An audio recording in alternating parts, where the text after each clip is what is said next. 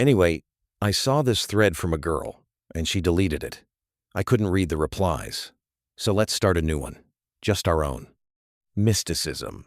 Tell a story that happened to you personally, but you're sure no one will believe you. By the way, here's my mother's story. She and my grandmother were riding on a train once. My mother was already of a mature age. And somewhere along the way, near a forest, the train slowed down, and in the distance, my mother clearly saw a little bear cub, dressed in clothes, wearing a red hat and carrying a basket. He walked like a human and didn't look like a wild animal at all. When she told me this, she screamed, "I really saw him, Dan, I really." But she knew no one would believe her. A loved one of mine died. When they put him in the refrigerator, his eyes opened. At that moment, his 4 friends came in. We told them, "Don't go in yet. We need to open the refrigerator and close our eyes." They said, No, we're leaving now.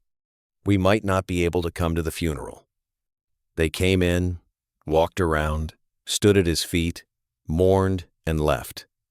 Exactly on the 9th night, all 4 of them died in an accident. If I come across this thread again at 1 a.m., I will block out all mysticism on the planet and beyond. I will then have to sleep alone and hear rustling sounds in the kitchen. Thank you. Why are you starting this at night again? My mother remarried after turning 50 to a widower. He took her to live with him in the village. Before he met my mother, he spent 2 years recovering from his first wife's funeral. She was dying of cancer, and he cared for her until her last day, grieving the loss with great difficulty. Then he met my mother, came back to life. Everything worked out. She was happy with him, and so was he. I went to visit them in the village. They were sitting on the veranda, drinking tea.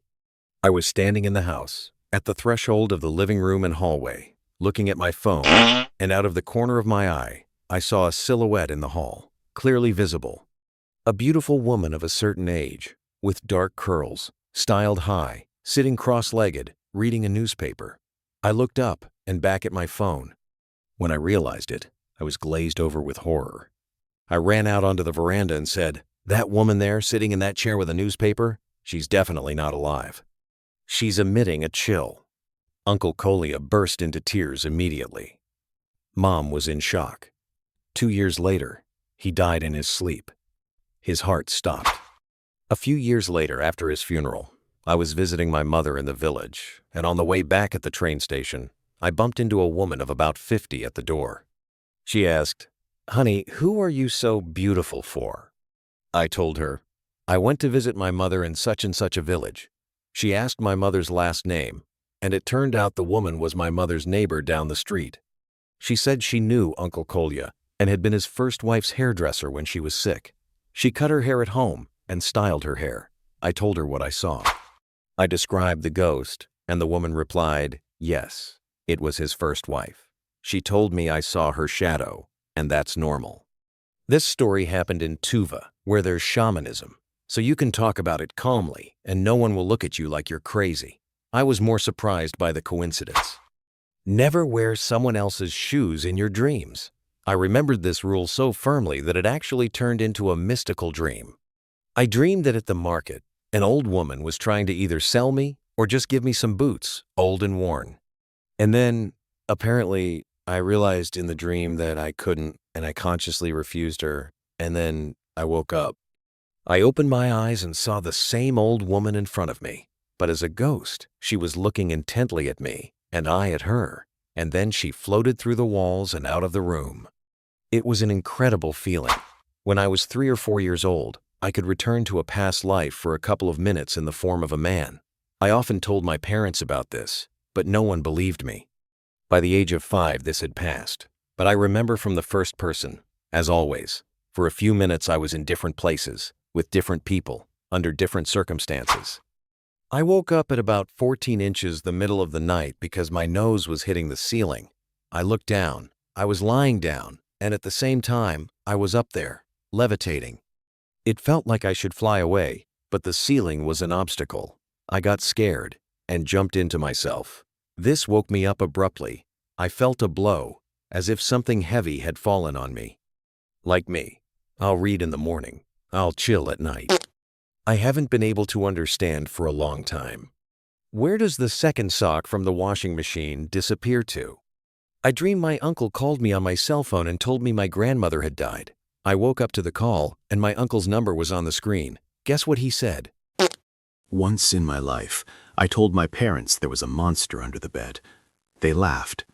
One time I threw a teddy bear under there, and it flew out like a football player had thrown it. I ran to my parents' house, and everyone in the family was there except me. After that, I was hysterical and refused to sleep on that bed until they threw it out. I don't know, maybe it just spun against the wall, but it's unlikely. I'd tell her, but no one would believe me because I have schizophrenia. That immediately writes me off. My psychologist wrote in one of her case reports, expresses himself paralogically. I don't go to her anymore because I didn't fantasize, didn't make things up, didn't get over it. A few years ago, I was working with a psychologist about my dad's death, which I hadn't been able to accept for years. There was a session where I had to say everything and then thank him. So I'm crying, I'm saying everything, I'm crying some more, and then my phone rings, and it says, Dad. Holy shit, it swear it was. It was some other number, but it said, Dad. He called and hung up. I was absolutely stunned. The night my friend was killed, she came to say goodbye. I woke up around 4 a.m., feeling like I was in a sleep paralysis. I often had sleep paralysis in that house. I was good at recognizing it. I woke up to a knock on the window, let her in, and we went for tea and talked about something. Then she said she had to go. I went into the bedroom and sat on the bed. She remained in the doorway. And then she said to me, "Just don't mourn me too much." And suddenly I felt a sharp pain. My chest was cramping. My eyes were in pain. It's getting dark. I fall onto the bed. When I woke up, it was already daytime. The table lamp was on, 2 cups on the kitchen table. That night, she was already dead. A few days later, she was found buried in a forest belt.